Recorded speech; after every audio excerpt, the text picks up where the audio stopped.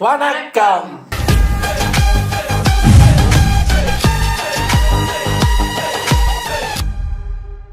Velpari 20. Okay, இப்போ போர் வந்து லைட்டாக ஸ்டார்ட் ஆகிறதுக்கு எல்லாம் நடக்குது. இப்போ லேண்டு பார்க்குறாங்க. அதாவது லேண்டுனா இடம், எங்கே போர் பண்ணலாம் அப்படிங்கிறதுக்கான ஒரு இடம் பார்க்குறாங்க. அதுக்கு 2 யாரும் கோல் சொல்லிகள் அவங்க வந்து முக்கியமான டிசிஷன் எடுக்கிறவங்க. ஸோ அவங்க தான் இப்போ வந்து இடம் பார்த்துக்கிட்டு இருக்காங்க. ஸோ அதோட நேற்று கதை நின்றுச்சு. மிச்சம் என்ன ஏதுங்கிறத உள்ளே போய் பார்க்கலாம். இது ஒரு 23 மினிட்ஸ் வீடியோங்கிறதுனால டக்குன்னு பார்த்துட்டு புலவரே, நாம் செய்த தவறுக்கு தண்டனை இந்த தட்டியங்காடு தான். நம் தலை சாயும் வரையில் இந்த நிலம் நம்மை துரத்தி வரும் அப்படின்னு சொல்ல கபிலர் கடமையை செய்வோம் அப்படிங்கிறார். போர்க்களத்தை தேர்ந்தெடுத்தாச்சு அப்படிங்கிற அந்த செய்தி 2 பக்கமும் போய் சேருதுங்க. இந்த இடம் தான் போருக்கான இடம்னு முடிவு பண்ணிடுறாங்க. மூவேந்தர்களும் இங்க தான் போர் நடக்க போகுதுன்னு அந்த செய்தியை தெரிஞ்சுக்கிட்டு கரையான்கள் ஆளக்கூடிய இந்த நிலப்பகுதியான தட்டியங்காட்டுக்கு வந்து சேர, அந்த பக்கம் காரமலை பகுதி இந்த நிலப்பகுதிக்கு இருந்து ரொம்ப தள்ளியும் இல்ல, ரொம்ப பக்கத்துலயும் இல்லாம நடுவாப்புல இருக்கு. சோ 2 பக்கமும் பாரியோட சைடும் சரி, இந்த மூவேந்தரோட சைடும் சரி, 2 பேருக்கும் இது ஒரு நடுவுல இருக்கிற பகுதி மாதிரி இருக்கு. அடுத்ததா வந்த சின்ன தேர்ல வாரிக்கையனும் பரம்பின் தளபதி முடியனும் வந்து இறங்குறாங்க. இதை செக் பண்றாங்க. மணல் எல்லாம் செக் பண்ணி பாக்குறாங்க. எவ்வளவு ரத்தம் கொட்டினாலும் குடிக்க காத்திருக்கிற நிலம் இது. மலை போல பிணங்கள் குவிஞ்சாலும் மறுநாளே அந்த பிணங்களை திண்ணி தீர்க்கக்கூடிய கரையான்கள் வாழும் மண் இது. அடைமலை விழுஞ்சாலும் தண்ணி இங்க நிக்கவே நிக்காது. புதரோ மரமோ நீர்நிலையோ இல்லாத போர்க்களத்துக்கு ஏற்ற மாதிரியான ஒரு பாலும் நிலம் இந்த தட்டியங்காட்டு பகுதி. இங்க இருந்து வடக்கு பகுதியில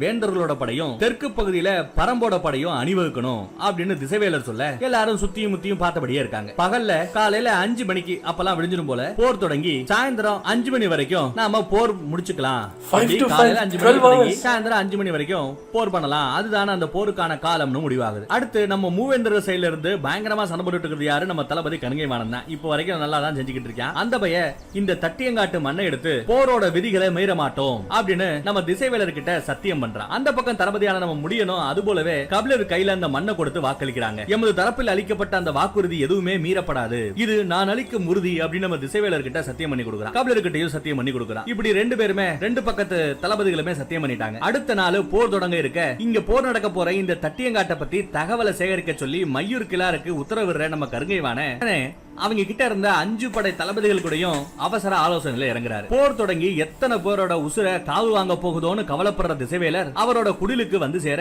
இளவரசி பொற்சுவை தோழி சுகமதியோட அங்க திசைவேலருக்காக காத்துக்கிட்டு இருக்கா. திசைவேலர் உள்ள வந்ததுமே தோழி சுகமதி வெளியில போயிட அவங்க கேள்வி கேட்க ஆரம்பிக்கிறாங்க. யார பார்த்து? இந்த திசைவேலரை பார்த்து. பொற்சுவை என்ன தெரியுமா கேக்குறா? வான சாஸ்திரம் படிச்சவங்க நீங்க, வானத்தை பார்த்து நிறைய மேட்டர் சொல்றவங்க நீங்க இந்த மாதிரி இவங்களுக்காக ஒரு கொலகார பூமியை போய் தேர்ந்தெடுத்திருக்கீங்களே, இவங்களுக்கு இந்த கொலை பண்றதுக்காக, இந்த கொலை பண்றதுக்காக, ஒரு போருக்காக நீங்க எப்படி இந்த சில்லறை வேலை பார்க்கணும் தானா அப்படிங்கிற மாதிரி எல்லாம் கேக்குறாங்க. திசைவேலரோ தடுமாற்றத்தோட மூவேந்தர்களும் கேட்டுக்கொண்டதால் மறுக்க முடியவில்லை அப்படின்னு சொல்றாரு. காலம் கணிக்கும் பேராசான் அதிகாரத்தின் சொல்லை மறுக்க இயலவில்லையா? கேடு காலம் தான். இந்த போருக்கு காரணமே நீங்களும் நானும் தான், அது உங்களுக்கு தெரியுமா அப்படின்னு பொற்சுவை கேட்க திசைவேலர் மிரண்டு போய் நிக்கிறாரு. ஆமாம், எனது கல்யாணத்துக்காகவே இந்த மையூர் கிழவர் தேவவாக்கு விலங்குகளை பரிசாக கொடுத்தார். சோ அந்த தேவவாக்கு விலங்குகளை வச்சுதான் இப்ப பெரிய சண்டையே நடந்துகிட்டு இருக்கு இல்லையா? அதுக்கு நான் ஒரு வகையில காரணம். அதே மாதிரி அந்துவனை நீங்க கொஞ்சம் சத்தம் போட்டதுனாலதான் பாண்டுரங்கத்திலேயே இருந்த அந்த அந்துவன் அங்க இருந்த இந்த தேவவாக்கு விலங்குகளோட வட திசையை நோக்கி கண்டறியக்கூடிய அந்த ஆற்றலை கண்டுபிடிச்சான். அதுல இருந்துதான் சிக்கல் தொடங்க ஆரம்பிச்சிச்சு. சோ அந்த வகையில பார்த்தா நம்ம 2 பேருமே இந்த போருக்கு காரணமானவங்க தான் அப்படின்னு சொல்றாங்க. திசைவேலரோ சொல்வதும் சரிதான், என்னை என்ன செய்ய சொல்கிறீர்கள் இளவரசி அப்படின்னு கொஞ்சம் கொணறி போய் கேட்கிறாரு. சொல்லுங்கிற மாதிரி கேட்க, அதுக்கு அந்தம்மா, கடல் போல் பறந்து கிடக்கும் இந்த மூவேந்தர்களின் கூட்டுப்படை சின்னஞ்சிறிய ஒரு நாட்டின் மீது படையெடுத்தால் என்ன ஆகும்? நடக்கவிருப்பது பேரழிவு. பாரியை போன்ற அறவழியிலே எப்போதும் இருக்கிற தலைவன் அழிக்கப்பட்டால் அறமும் சேர்ந்தே அழிந்ததாகிவிடும். அறத்தின் அழிவுக்கான அந்த காரணம் நம் வாழ்வின் மீது பட்டால் அதை விட இழிவு ஏதும் இல்லை அப்படின்னு நம்ம பொற்சுவை கொஞ்சம் ஆவேசமா பேசி நிக்க, காலத்தோட கோலத்துல சிக்கி செயலற்று சிக்கிறாரு நம்ம திசைவேலர். போரை நிறுத்த வழி ஏதும் இல்லையான்னு பொற்சுவை கேட்க, திசைவேலர் ஒரு ஐடியாவை யோசிச்சு சொல்றாருங்க. அந்த சாதாரண தேவாங்கு விலங்குகளுக்காக இத்தனை ஆயிரம் மனிதர்கள் இறக்கத்தான் வேண்டுமா என்ற கேள்வி பரம்பு நாட்டு தலைவன் பாரியின் முன் வைக்கப்பட வேண்டும். ஒருவேளை அந்த தேவாங்கு விலங்குகள் கிடைத்தால் பாண்டியன் போரில் இருந்து வெளியேற வாய்ப்புண்டு. பிறகு சேரனும் சோழனும் ஒன்றும் ஒரு ஐடியா போறார். பாரி கிட்ட எப்படியாவது பேசி தேவவாக்கு விலங்குகளை கொஞ்சம் வாங்கி கொடுத்து பாண்டியர்கள் கலந்துப்பாங்க, போற நிப்பாட்டிடலாங்கிற மாதிரி ஒரு ஐடியா பண்ணி நிறுத்தணும் அப்படிங்கிற அந்த ஆர்வத்துல இருக்காங்க. கொற்றவை என்ன பண்ண போறாங்களோ தெரியல. நள்ளிரவு வேளையில போர்க்களத்துல ஆயுதவாரிகள் ஆயுதங்களை பிரிச்சு நம்ம பரம்பு நாட்டு வீரர்களுக்கு எடுத்து கொடுக்க ஆரம்பிக்க ஒரே இறைச்சலாவும் கூட்டமாவும் இருக்கு. அந்த பக்கம் இளவரசன் பொதிய விற்பனும் தளபதி கருங்கைவாணன் கூட சேர்ந்து தீவிர ஆலோசனை பண்ணிக்கிட்டு இருக்க, இங்க சேர சோழ ஒற்றற்பட குலசேகர பாண்டியன் அந்த திசைவேலரை போய் கோல் சொல்லி அறிவிக்க காரணம் என்னன்னு தெரிஞ்சுக்க முட்டி மோதிக்கிட்டு இருக்காங்க. குலசேகர பாண்டியனை சந்தேகப்பட்டு அந்த ஒற்று வேலையை பார்த்துக்கிட்டு இருக்காங்க. சோழ மன்னர்களான செங்கன சோழனும் சோழவேலனும் சேர மன்னரான உதயஞ்சேரலும் ஒரு பக்கம் தவிச்சு போயிருக்காங்க, என்ன நடக்க போதோ அப்படின்னு தெரியாம. கூட அவங்களுக்கு ஒரு செய்தி வருது. என்ன வருதுன்னா, குலசேகர பாண்டியனோட அமைச்சர் முசுகுந்தர் இருக்காரு இல்லையா, அவரு சிறைபிடிக்கப்பட்டு போர்க்களத்தையே விட்டு வெளியில கொண்டு போகப்பட்டதாக ஒற்றப்படைக்கிட்ட இருந்து செய்தி வந்திருக்கு. அதுதான் அவங்களோட கலக்கத்துக்கு காரணம். பாண்டிய பேரரசர் டெய்லி குடிக்கிற அந்த டீல நஞ்சு கலக்கப்பட்டதாக முசுகுந்தர் மேல ஒரு பழிய சுமத்தி அவர் சிறைபிடிக்கப்பட்டிருக்கிறதாக அந்த ஒற்றர் செய்தி வருது. இந்த மேட்டர் பொதிய விற்பனை உட்பட யாருக்குமே தெரியாதான். சேர சோழ மன்னர்களுக்கு இது பெரிய சாக்கு. இதுக்கெல்லாம் மூல காரணம் யாரு? நம்ம பெருங்கலமே வாரிக்கையன். அந்த ஆளு வந்து அசால்ட்டா ஒரு பூச்சியை விட்டு மேட்டரை பண்ணிட்டு போக இங்க ஒரு பெரிய கலவரமே வெடிச்சுக்கிட்டு இருக்கு. நம்ம பாண்டிய அமைச்சர் முசுகுந்தர பாண்டிய மன்னன் குலசேகர பாண்டியனே நஞ்சு கலந்தாரு அப்படின்னு பொய்யா ஒரு பழிய சுமத்தி அவரை கொண்டு போய் அடிச்சிட்டானுங்க. அவருக்கு வெறும் சந்தேகம் தான், இருந்தாலும் எதுக்கு சான்ஸ் கொடுப்பானே அப்படின்னு சொல்லிட்டு அமைச்சர் முசுகுந்தரை அரெஸ்ட் பண்ணியாச்சு. இந்த செய்தி சேர மன்னனுக்கும் சோழ மன்னனுக்கும் போய் சேர அவங்களுக்கு செம ஷாக்கா இருக்குங்க. ஓ, குலசேகர பாண்டியன் திடீர்னு வித்தியாசமா நடந்துகிட்டதுக்கு அவரோட செயல்ல ஏற்பட்ட அந்த மாற்றத்துக்கு காரணம் இதுதானா அப்படிங்கிற மாதிரி எல்லாருக்கும் செம ஷாக்கு. அதே சமயம் நம்ம சேர மன்னன் உதயஞ்சேரல் அவரோட கருங்கரங்கு குட்டி அன்னைக்கு அநியாயத்துக்கு துள்ளி திஞ்சது இல்லையா, அதை வச்சு பார்த்தா ஒருவேளை அந்த செய்தி உண்மையாதான் இருக்குமோ, முசுகுந்தர் தான் விஷத்தை வச்சிருப்பாரோ அப்படின்னு இவங்களே சந்தேகப்படுறாங்க. முசுகுந்தருக்கும் நம்ம புலவர் கபிலருக்கும் இடையே இருக்கக்கூடிய அந்த நெருக்கத்தை பத்தி கூட அது இதுன்னு அவங்க பேசிக்கிறானுங்க. குலசேகர பாண்டியனோட அந்த குழப்பத்துக்கு காரணம் யாரு, இப்போ அவரோட இந்த தெளிவுக்கு காரணம் யாரு அப்படின்னு பார்த்தா கடைசியா எல்லாரும் நம்ம அமைச்சர் முசுகுந்தர் நினைக்கிறாங்க.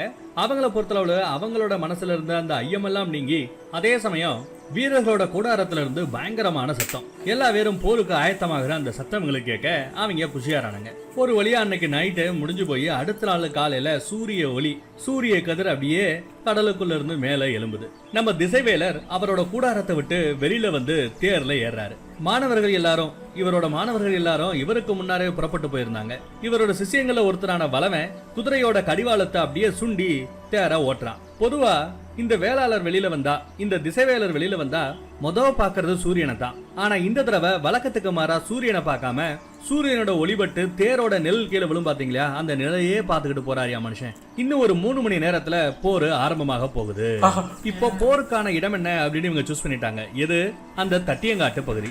போர்க்களத்தை பத்தி தெரிஞ்சுக்கணும்னு சொல்லிட்டு 2 ராணுவத்தோட தலைவர்களும், இந்த பக்கம் நம்ம வேல்பாரி போர் நடக்கக்கூடிய அந்த தட்டியங்காட்டு பகுதிக்கு பக்கத்துல இருக்கக்கூடிய காணவர்குடி தலைவனை வர சொல்றாரு. தட்டியங்காடு அந்த போர்க்களத்தை பத்திய மேட்டரை தெரிஞ்சுக்கணும்னு ஆசைப்படுறாரு. அதே சமயம் அந்த பக்கத்துல குலசேகர பாண்டியனும் மையூர் கலார கூப்பிட்டு வர்றாரு. அவர்கிட்ட விசாரிச்சு இந்த தட்டியங்காடு அப்படிங்கிற இந்த போர்க்களத்தை பத்தி, இதுல இருக்கக்கூடிய சூட்சமங்களும் நல்லது கெட்டது அதெல்லாம் பத்தி தெரிஞ்சுக்கணும்னு ஆசைப்படுறாரு. அந்த காணவர்குடியோட தலைவன் இகுழி கிழவன், அந்த கிழவனை பார்க்கத்தான் இப்போ வாரிக்கையனும் தேக்கனும் வந்திருக்காங்க.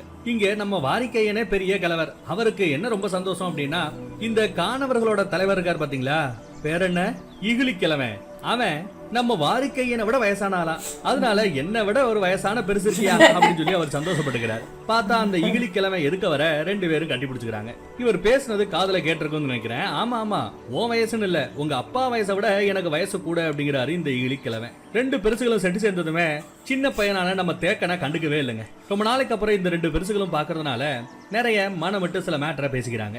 அதுக்கப்புறம் தான் அந்த போரோட நிலத்தை பத்தி, அந்த நிலத்தோட தன்மையை பத்தி விசாரிக்கிறாரு நம்ம வாரிக்கையன். அந்த தட்டியங்காட்டு பகுதியை தான் போர்க்களமா தேர்ந்தெடுத்திருக்காங்க அப்படிங்கிற மேட்டரை கேட்டதுமே இகிலிக்கிழவன் கேட்கிற முதல் கேள்வி என்ன தெரியுமா? அதெல்லாம் சரி, ஆனா இந்த இடத்தை போர்க்களமா தேர்ந்தெடுத்தவர், அந்த முடிவெடுத்தவர் யார் அப்படின்னு விசாரிக்கிறாரு. எதிரிகள் தரப்பை சேர்ந்த கோல் சொல்லின்னு ஒரு பதவியில இருக்கிறவரு, பேரு திசைவேலர் அப்படின்னு சொல்ல இவருக்கு ஷாக்கு.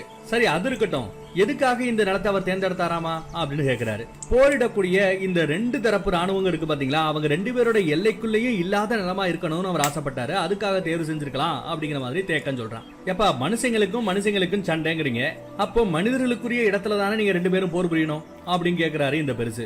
ஏன் நாங்க சண்டை போற அந்த இடம் மனிதர்களுக்குரிய இடம் இல்லையா அப்படின்னு கேட்டா, அந்த இடம் மனிதர்களுக்கான இடம் அல்ல, அந்த இடம் விலங்குகளுக்குமான இடமும் அல்ல. செங்காவி நிறத்துல இருக்கக்கூடிய ஓனான தவிர வேற எந்த உயிரினமே அங்க வாழாது அப்படிங்கிறாரு. தேக்கனுக்கு ஷாக்கு. ஏன் அப்படி சொல்றீங்க அப்படின்னு கேக்குறான். கருமணலும் ஈக்கி மணலும் நிறைஞ்ச நிலம், அந்த நிலத்துல எந்த உயிரினமும் வாழ முடியாதான். அந்த நிலத்துல ஒரு பெரிய பாம்பு 10 அடி தொலைவுக்கு ஊர்ந்து போனாலே அதோட அடி வயிறு கிழிஞ்சு போய் செத்து போயிடுமா. இத கேட்டதும் வாரிக்கையனுக்கும் தேக்கனுக்கும் செம ஷாக்குங்க. பாம்புக்கே இதுதான் நிலைனா அப்ப மத்த உயிர்களை பற்றி சொல்லவா வேணும்? மண்ணுக்குள்ள வாழக்கூடிய கரையான்களுக்கு மட்டும்தான் அது தாய் நிலம், வேறு எந்த உயிரினமும் வாழ முடியாது அப்படிங்கிறாரு இந்த இகிலிக்கிழமை. மரம் செடி கொடி கூட இல்லையா அப்படின்னு கேட்டா இல்லையா. அதுக்கு காரணம் என்ன அப்படின்னு கேட்டா அதுக்கு காரணம் எங்களோட தெய்வம் அப்படிங்கிறாரு இந்த பெருசு. இந்த பெருசோட குலதெய்வம் 2 இருக்கான். ஒன்னு கொம்பை, இன்னொன்னு கொம்பை. அதோ அந்த காரமலையோட உச்சியில ஒரு கணவாய் மாதிரி ஒரு பெரிய பிளவு இருக்கு. அந்த பிளவுக்கு பின்னாடிதான் எங்களோட ஆண் தெய்வமான கொம்பனும் பெண் தெய்வமான கொம்பையும் இருக்காங்க. அவங்க எப்பெல்லாம் கோவப்படுறாங்களோ அப்போ அவங்களோட வாயை திறந்து ஊதுவாங்க. ஆண் தெய்வமான கொம்பன் ஊதும் போது, வாய் திறந்து ஊதும் போது காத்து பயங்கர போர்ஸா வெளியில வருமா. பெண் தெய்வமான கொம்மை ஊதும் போது பயங்கர சத்தத்தோட ஒண்ணு வருமா, அதுக்கு பேரு காற்றியா. ஆணோட குணம் ஏறிய அந்த காத்து பயங்கரமா அப்படியே மேல இருந்து அப்படியே வீச ஆரம்பிச்சா இந்த தட்டியங்காட்டுல இருக்கக்கூடிய மண்ணை எல்லாம் அப்படியே சீவிக்கிட்டு போகுமா. பெண்ணோட குணமேறிய காற்றி அது இந்த தட்டியங்காட்டு பகுதியில வீசுச்சுன்னா இங்க இருக்கிற மரம் செடி கொடின்னு எல்லாத்தையும் பிச்சு எறிந்துகிட்டு போகுமா. அவ்வளவு போர்ஸா இருக்குமா காற்றி. எல்லாத்தையும் இந்த காத்தும் காற்றையும் பித்து கொண்டு போய் விடுகின்றன.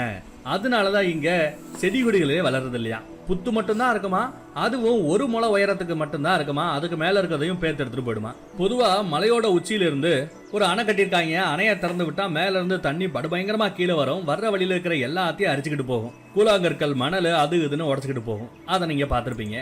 ஆனா அதே தாக்குதல காற்று தொடுத்தா என்ன ஆகும்னு யோசிச்சு பாருங்க. பாறையே உடஞ்சு செதில் செதிலா சீவப்பட்டு ஈக்கு மணலாவும் கருமணலாவும் மாறுறத இந்த போர்க்களத்துல மட்டும்தான் நீங்க பார்க்க முடியும்.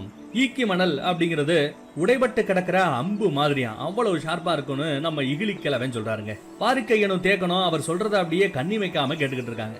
நடு பகலுக்கு பிறகு அந்த நிலத்துல இருக்கிற அந்த வெக்கைய தாங்க முடியாதான். கொஞ்ச நஞ்ச காத்து அங்க வீசிட்டு இருக்கும் பாத்தீங்களா, அந்த காத்து கூட அங்க இருக்கிற அந்த கருமணல் மேல பட்டு அந்த காத்தே கருகி புகை மாதிரி மேலெழும்பா. அப்படி எழும்பும் போது உடம்புல இருக்கக்கூடிய அந்த நீரெல்லாம் கூட வத்தி போயிடுமா.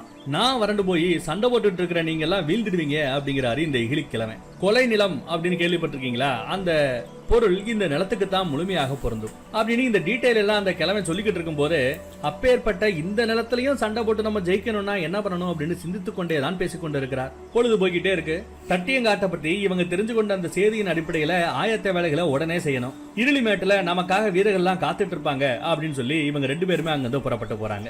அவங்கள வழி அனுப்ப காணவர்குடி எல்லை வர இந்த இகிலிக்கிழமை கூடவே வந்துகிட்டு இருக்கார். குறுக்கு வழியில இவங்களை வேகமா எல்லை வரைக்கும் கூட்டிட்டு வராரு நம்ம இகிலிக்கிழமை. வர்ற வழியில ஆச்சே மரம்னு ஒண்ணு, அதை கடந்து போகும்போது இகிலிக்கிழமை நிக்கிறாருங்க. ஏன் நிக்கிறீங்க அப்படின்னு பின்னாடி வந்த இவங்க 2 பேரும் கேக்குறாங்க.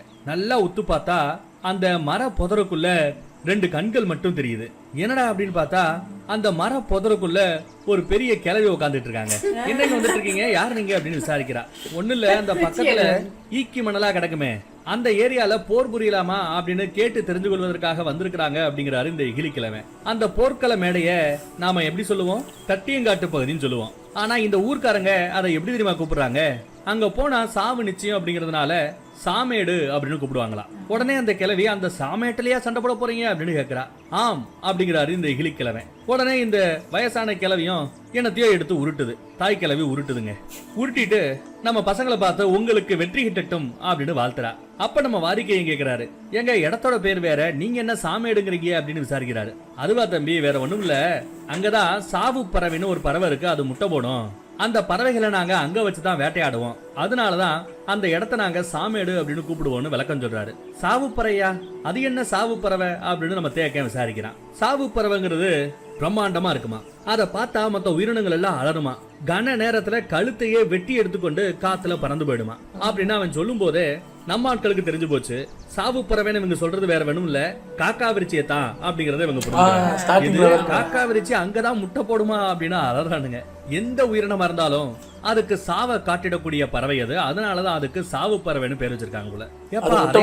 அப்படின்னு விசாரிச்சா ஆமாங்கிறாரு இந்த கிழமை. அடுத்து நம்ம தேக்க கேக்குறான், ஆமா அந்த பறவையை எப்படி நீங்க வேட்டையாடுவீங்க அப்படின்னு கேட்டா எங்க தெய்வத்தோட துணையோட வேட்டையாடுவோங்கிறாரு அவரு. நம்ம ஆட்களுக்கு ஒன்னும் புரியல. எப்படி கொல்லுவாங்க அப்படின்னா இந்த சாவு பறவை காக்கா விரிச்சி முட்டையெல்லாம் போட்டி முடிச்சதுக்கு அப்புறம் அந்த சாமேட்டுல இருந்து அப்படியே மேல் நோக்கி பறந்து எழுமா. அப்படி எழும்பி இவங்க சொல்றாங்க இல்லையா கணவாய், அந்த ஏரியாவில தான் மேல் நோக்கி வர பார்க்கும். அதே சமயம் கணவாயோட அந்த பக்கத்துல இருக்கிற இவங்க குலதெய்வங்களோட காத்து பயங்கரமா வீசும் சொல்றாங்க இல்லையா. காத்தும் காற்றையும் படுவேகமா வீசும் போது இவங்க அந்த இடத்துல இருந்து அம்பு விடுவாங்களாம். அப்போ சாதாரணமா அம்பு விடுறத விட கிட்டத்தட்ட 10 மடங்கு அதிகமா அம்பு பயங்கர சீற்றத்தோட போகுமா, அந்த காத்துல அடிச்சுட்டு போகுமா. அப்படி அடிக்கிற அந்த அம்பு, எய்கிற அந்த அம்பு 10 மடங்கு வேகத்தோட போய் அந்த சாவு பறவையே குத்தி கிழிக்குமா, மேல பறக்க விடாம செய்யுமா. இது காக்கா விரிச்சியே சாதாரண அம்புகளாலேயே வீழ்த்த முடியுமா அப்படின்னு சொல்லி நம்ப முடியாம விசாரிச்சுக்கிட்டு இருக்காங்க இவங்க 2 பேரும். ஆனா நம்ம தேக்கனோட எண்ணமோ காத்த பயன்படுத்தி அம்பு எய்யக்கூடிய அவங்களோட அந்த உத்தியை பத்தி தான் யோசிச்சுக்கிட்டே இருக்கு. அப்ப நம்ம வாரிக்கையன் கேக்குறாரு, அதெல்லாம் சரி, அந்த சாமேட்டுல செங்காவி நிற ஓணான் மட்டும்தான் உயிர் வாழும் சொல்றீங்களே, அது எப்படி அப்படின்னு விசாரிச்சா அந்த ஓணானோட வேலையை என்ன தெரியுமா, சாவு பறவைகளோட அந்த முட்டையை தின்றதானா. ஓணான்கள் அந்த முட்டைகளை மட்டும் இந்நேரம் அழிக்காம இருந்திருந்தா இந்நேரம் இந்த மலை முழுக்க சாவு பறவைகளால தான் நிறைஞ்சு கிடக்கும், காக்கா விரிச்சுகளா கிடக்கும். நல்ல வேலை அந்த ஓணான்களால தான் அந்த கொலகார பறவையோட எண்ணிக்கை கொஞ்சம் கொஞ்சமா குறைஞ்சுக்கிட்டே வரதாக சொல்றாரு. அப்ப நம்ம தேக்கம் கேக்குறோம், அதெல்லாம் சரி, காத்து நாம எரியக்கூடிய அந்த அம்போட வேகத்தை 10 மடங்கு அதிகப்படுத்துவது உண்மைதானா அப்படின்னு கேட்டா கண்டிப்பா உண்மைதான். ஆனா நாம எய்யும் அந்த அம்பு வீசி வரும் காத்தோட அந்த முகப்போட இணையணும். காத்து அடிக்கக்கூடிய அந்த திசையில இருந்து நம்ம ஈயணும். அதே மாதிரி காத்து சல்லுன்னு அடிச்சுட்டு அப்படியே நின்றோம், மறுபடியும் சல்லுன்னு அடிச்சு நின்றோம். காத்து அந்த சல்லுன்னு அடிக்குதுன்னு சொல்றோம் பாத்தீங்களா, அந்த டைம்ல அம்ப விடணுமா. ஆனா காத்த நம்ம உணரும் போதே அது நம்மை கடந்து விடுமே, பிறகு எப்படி அதன் முகப்போடு இணைந்து நாம அம்பை செலுத்த முடியும் அப்படின்னு கேட்டா அதுக்கு அந்த பெருசு காத்து வர்றதை தெரிஞ்சுக்கிட்டு அது வீசுற சமயத்துக்கு நாம ஆயத்தமாகி நிக்கணும், ரெடியா இருக்கிறாரு. எப்படி அப்படின்னு கேட்டா அந்த சாமேட்டோட உச்சியில குகை ஒண்ணு இருக்கான். அந்த கணவாயின்னு ஒரு ஏரியா சொல்றாங்களா மலை உச்சியில, அங்க ஒரு குகை இருக்கான், அதுல விளக்கேத்துவாங்களா. சோ குகைக்குள்ள ஒரு விளக்கு இருக்கு. கணவாய் வழியா காத்து வர போகுது அப்படின்னா அந்த காத்து வர போறதுக்கு முன்னாடி அந்த விளக்கோட சுடர் வலதுபுறம் நோக்கி அப்படியே சாஞ்சு எரியுமா. அது காற்று வரப்போறதுக்கான அர்த்தம். காற்றி வருவதாக இருந்தா இடதுபுறம் நோக்கி அந்த விளக்கோட சுடர் அப்படியே சாய தொடங்கியவுடன் நாணை இழுத்து விட்டு விட்டால் அம்பு எகிரி போகும்போது காற்றின் முகப்போடு இணையும் அப்படிங்கிறாரு இந்த இழிக்கிழமை. அவ்வளவுதாங்க ட்ரிக். என்னன்னா அந்த விளக்கு தாங்க, விளக்குல எப்போ அந்த சுடரு லெப்ட் ரைட்னு சாயுதோ அப்ப நம்ம அம்புடணுங்கிறத புரிஞ்சுக்கணும்னு சொல்றாரு. கேட்டதுக்கு நம்ம பசங்களுக்கு பயங்கர மெய்சிலிருப்பா இருக்கு. அப்போ நம்ம தேக்கன் கேக்குறாரு, இவங்க பயன்படுத்தக்கூடிய ஒரு அம்புக்கு பேரு சுருளம்புங்கிறாங்க. அந்த அம்பை பயன்படுத்தி பறவைகள் எல்லாத்தையுமே கொண்டு இருக்காங்க. அந்த சுருளம்பை பத்தி விசாரிச்சா அது எங்க குலத்தோட ரகசியம், மத்தவங்களுக்கு எல்லாம் ஷேர் பண்ண மாட்டோங்கிறாரு பெருசு. அதை கேட்ட நம்ம வாரிக்கையனுக்கு ஒரு மாதிரியாதுங்க.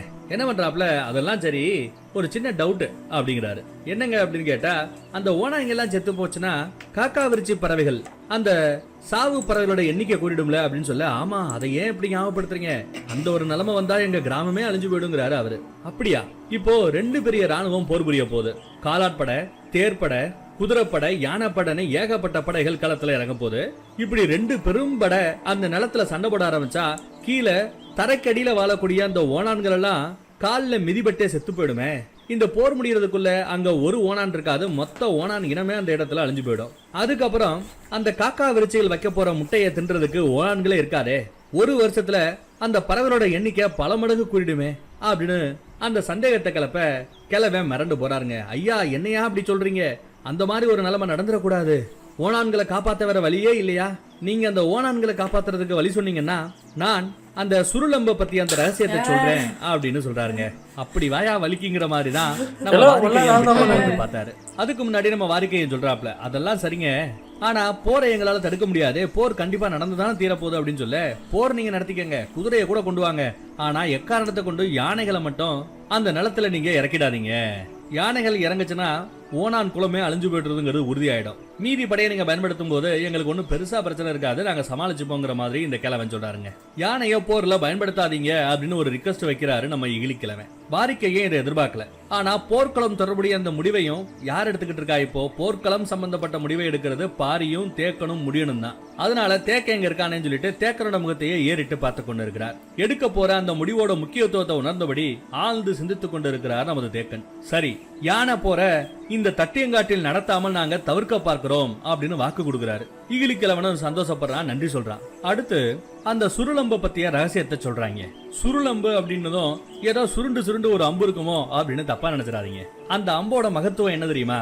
பாக்குறதுக்கு சாதாரண அம்பு மாதிரி தான் இருக்கும், நீண்டமா தான் இருக்கும். அந்த அம்பை விடுவாங்க, அது எதிரிகளோட உடம்புல தொலைக்கும். பாத்தீங்களா, தொலைத்த செகண்ட்ல எதிரியோட உடம்புக்குள்ள இருக்கிற ரத்தம் இந்த அம்பு மேல பட்டதுமே அடுத்த செகண்ட் அந்த அம்பு அப்படியே சுருள் மாதிரி சுருண்டுருமா. உடம்புக்குள்ள குத்தி உடம்புக்குள்ள சுருள் மாதிரி சுருளும் போது உடம்புக்குள்ள இருக்கிற அந்த எலும்பு, சதை, நரம்பு எல்லாத்தையுமே அப்படியே சுருட்டி வச்சிருக்கும். இப்போ வீரனை காப்பாத்தணும், அடிபட்டவனை காப்பாத்தணும் சொல்லிட்டு அந்த அம்பை வெளியில எடுக்க முயற்சி பண்ணீங்கன்னா அப்படியே சுருண்டு கிடக்கிறதுனால அதை பிடிச்சி இழுக்கும் போது அதோட சேர்ந்து நரம்பு, சதை, எலும்பு எல்லாத்தையுமே பிடிச்சி இழுக்கிற மாதிரி போகணும். வேற வழியே இல்ல, அடிபட்ட ஆளு சாக வேண்டியதுதான். இந்த டெக்னிக்கை பயன்படுத்தி தான் அந்த காக்கா விரிச்சியவே இவங்க கொண்டுகிட்டு இருக்கானுங்க. சூப்பர்ல.